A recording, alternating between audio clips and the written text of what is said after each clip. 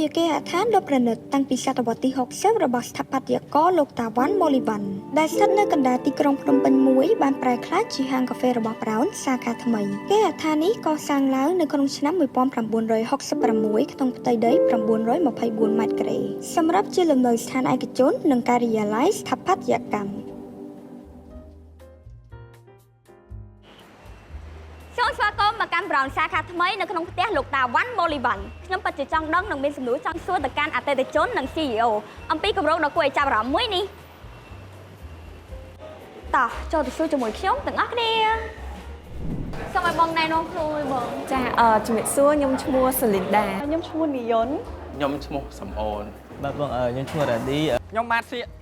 បងឈ្មោះចម្ប៉ារតបងជាអ្នកផលិតមាតិកាផ្នែកម្ហូបអាហារនៃភេសាអាហារតើបងមានអារម្មណ៍មិនដែរនៅពេលដែលបានឈានជើងចូលប្រោនសាខានេះដែលជាផ្ទះរបស់បិតាស្ថាបត្យករខ្មែរលោកតាវ៉ាន់ម៉ូលីវ៉ាន់ជាលើកដំបូងចូលមកដំបូងខ្ញុំឡើងអត់យល់ហ្មងវាអត់ដូចហាងកាហ្វេបងចូលមកដល់មានអារម្មណ៍ថាមិនគេធ្វើអញ្ចឹងហើយរកផ្លូវអត់ចូលអត់ឃើញទៀតវាជាផ្ទះយល់អញ្ចឹងទៅវាមិនមែនជាហាងកាហ្វេដែលយើងធ្លាប់ឃើញហ្នឹងហើយបងជិះចូលមករំភើបហើយរបៀបថាចង់ឃើញថាគេកែហាងកាហ្វេហ្នឹងទៅមិនដែរផ្ទះវាដើមហ្នឹងមិន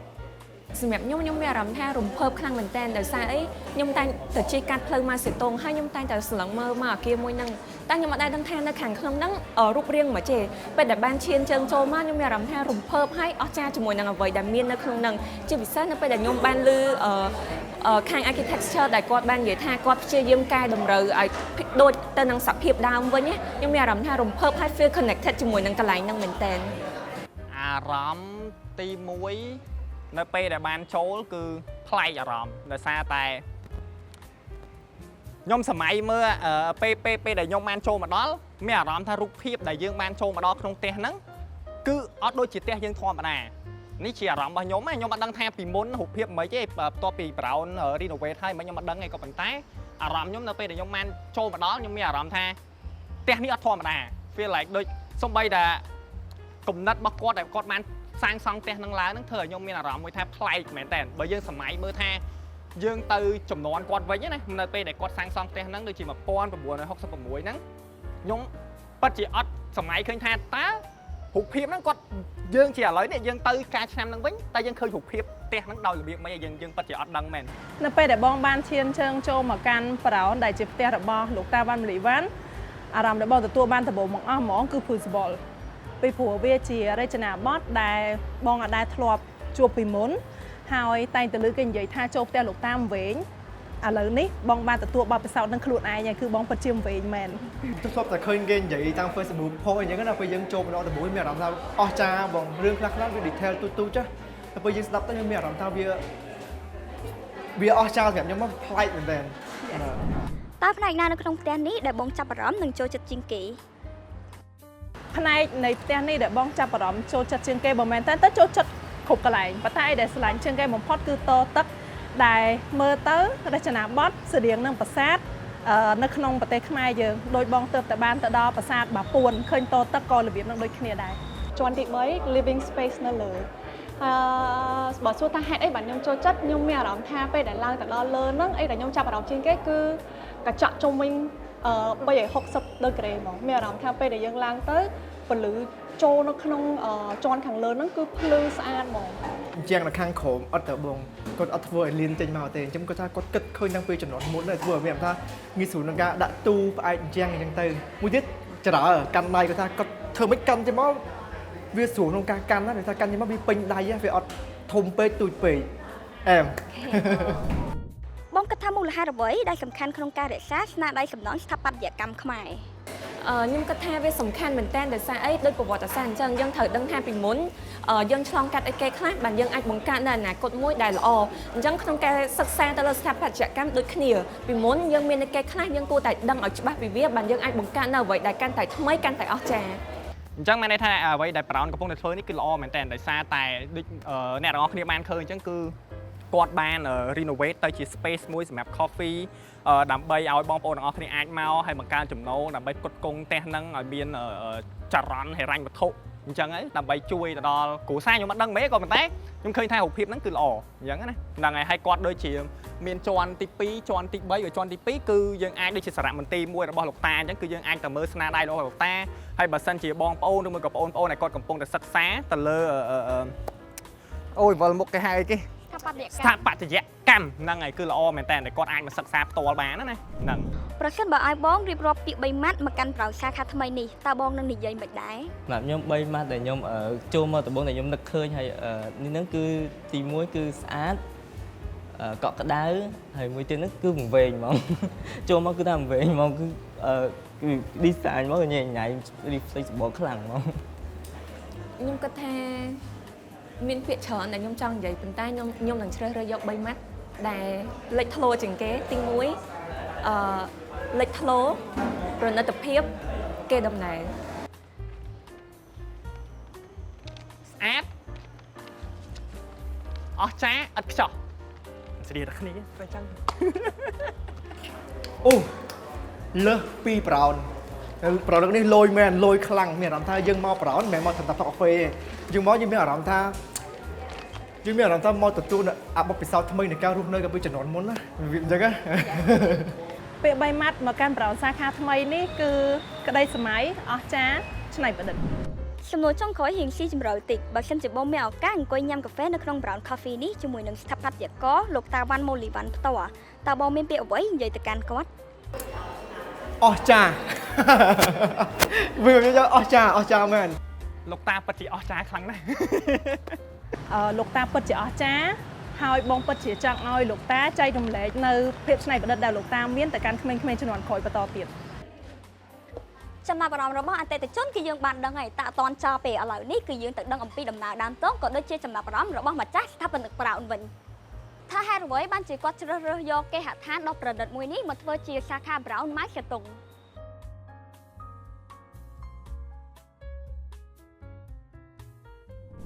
ជំរាបសួរខ្ញុំបាទឈ្មោះលាវឈួង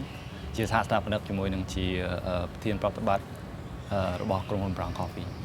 ហើយអ្វីបានជាបងជ្រើសរើសយកទីតាំងផ្ទះលោកតាវ៉ាន់ម៉ូលីវ៉ាន់សម្រាប់ជា Brown សាខាថ្មីហើយផ្ទះនេះសម្រាប់បងតើមានអត្ថន័យបែបណាដែរបង និយាយទៅផ្ទះលោកតាពួកយើងបានស្គាល់ផ្ទះតាំងពីយូរហើយយើងតែងតែសម័យឃើញថាថ្ងៃណាមួយយើងអាចមានជាទីតាំងមួយនៅក្នុងគម្រោងរបស់ពួកគាត់ផ្ទះ project របស់ពួកគាត់អញ្ចឹង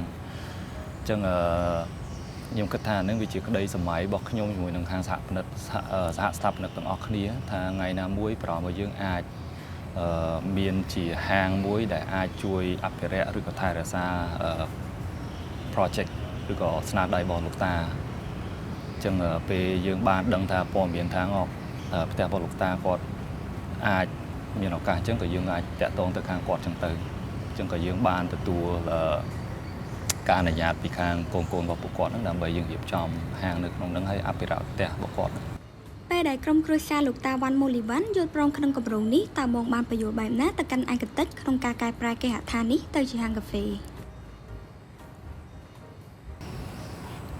ពេលយើងជួបកូនគាត់តាំងពីដំបូងយើងនិយាយប្រាប់គាត់ថាយើងអត់ចង់ធ្វើហាងកាហ្វេក៏ពិតហ៎យើងថាហាងកាហ្វេគ្រាន់ជាផ្នែកទូចមួយរបស់ផ្ទះនឹងទេអញ្ចឹងអ្វីដែលយើងចង់ធ្វើគឺយើងចង់អភិរក្សផ្ទះយើងកែលម្អផ្ទះព្រោះពេលយើងចូលមកដំបូងឃើញផ្ទះហ្នឹងការកែប្រែរបស់គាត់វាខូចមានថាការខណ្ឌអញ្ចាំងបាយពីដានដកទ្វារដកក្រោមប្រួយចេញយើងច្រើនអញ្ចឹងយើងគិតថាយើងចង់យកមកវិញដើម្បីយើង install ឡើងវិញដាក់ឡើងវិញនៅរចនាបថចាស់ៗរបស់គាត់តាំងពីមុនដែលជារចនាបថដើមរបស់គាត់ហ្នឹងហើយក៏យើងប្រាប់មួយទៀតថាហាងកាហ្វេគ្រាន់តែជាការបំពេញបន្ថែមដែលនៅខាងក្នុងហ្នឹងយើងចង់ធ្វើជាគោលគំនិតរបស់យើងចម្បងហ្មងចង់ធ្វើជាអាខាយរបស់ស្នាដៃរបស់លោកតាដែលជាកន្លែងបន្ទប់មួយអាចដាក់ជាឯកសារស្នាដៃរបស់គាត់តាំងពីមុនមកអញ្ចឹងដើម្បីឲ្យខាងសិស្សានុសិស្សដែលគាត់រៀនខាងស្ថាបត្យកម្មឬក៏ខាង design គាត់អាចយកមកស្រាវជ្រាវបន្ថែមអញ្ចឹងហើយផ្ទៃខាងលើហ្មងគឺយើងទុកសម្រាប់ធ្វើជាកន្លែងដែលយើងអាចធ្វើជា art gallery កន្លែងតាំងពីពណ៌ស្នាដៃរបស់អ្នកសិល្បៈឬក៏ខាង architect ទៅថ្ងៃក្រោយអញ្ចឹងហាងកាហ្វេខ្ញុំគិតថាគឺគ្រាន់តែជាផ្នែកទូចមួយនៅខាងក្នុងហាងនឹងគ្រាន់បំពេញបន្ថែមនៅតម្រូវការ ទេមិនមែនជាគោលដៅចម្បងយើងចង់បើកហាងកាហ្វេនៅក្នុងនោះទេ ចឹងសំណួរទី3ខ្ញុំឃើញនៅក្នុង Page Brown គឺតែងតែ mention ថាសាខាថ្មីនេះគឺជា dream project របស់ Brown តើវាមានន័យមិនដែរសម្រាប់បងហើយហេតុអ្វីបានជាចាត់ទុកថា project នេះជា dream project បង Brown តាំងពីដើមមកយើងតែងតែស្រឡាញ់សិល្បៈជាមួយនឹងarchitect ចឹងយើងក្រៅពីសាខាមួយនេះក៏មុនយើងធ្លាប់មានធ្វើអភិរក្សហាងមួយចំនួនដែរដូចនៅ Brown Riverside របស់យើងនៅកពតសិតតែអភិរក្សផ្ទះដែលមានអាយុកាលចង់ជិត100ឆ្នាំដែរចឹងផ្ទះលោកតានេះអាយុកាលប្រហែលជា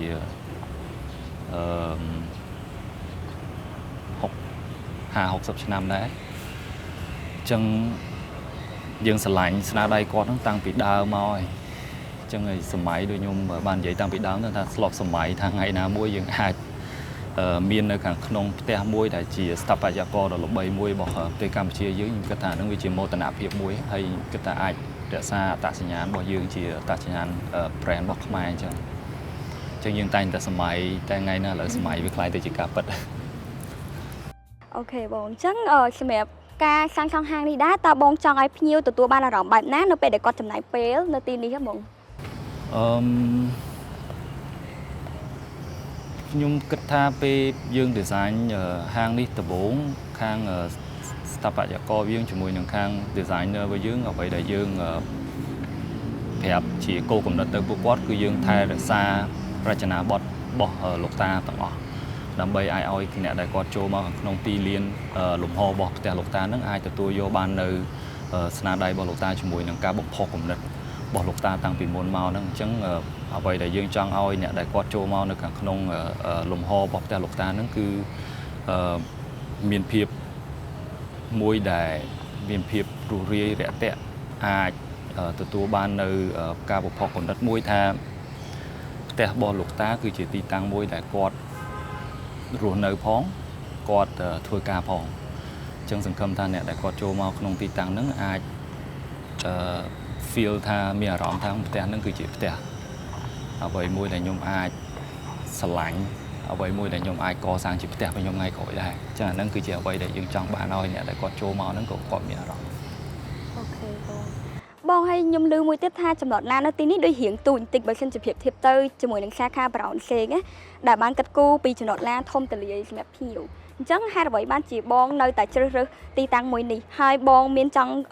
នគម្រោងចង់បរិច្ទៅលើចំណតឡានបន្ថែមទេបងនិយាយទៅចំណតឡានវាជាកត្តាមួយរបស់ពេលយើងជ្រើសរើសយកទីតាំងតែដោយសារ project ហ្នឹងយើងគិតថាវាមានតម្លៃខ្លាំងអញ្ចឹងយើងគិតថាការខ្វះខាតរបស់ចំណតឡានគឺជាផ្នែកមួយទូចវិញយើងអត់គិតវាជាផ្នែកធំមួយដែលយើងសម្រេចថាយកទីតាំងហ្នឹងទេអញ្ចឹងខ្ញុំគិតថាបើទីតាំងហ្នឹងវាជាស្នាដៃមួយជាអត្តសញ្ញាណមួយខ្ញុំគិតថាការជ្រើសយកទីតាំងហ្នឹងខ្ញុំអត់ទៅគិតថាការចតឡានតិចយើងគួរណាតែអត់យកទៅលើផ្នែកជាកម្មដូចខ្ញុំនិយាយតាំងពីដើមមកអញ្ចឹងយើងធ្វើ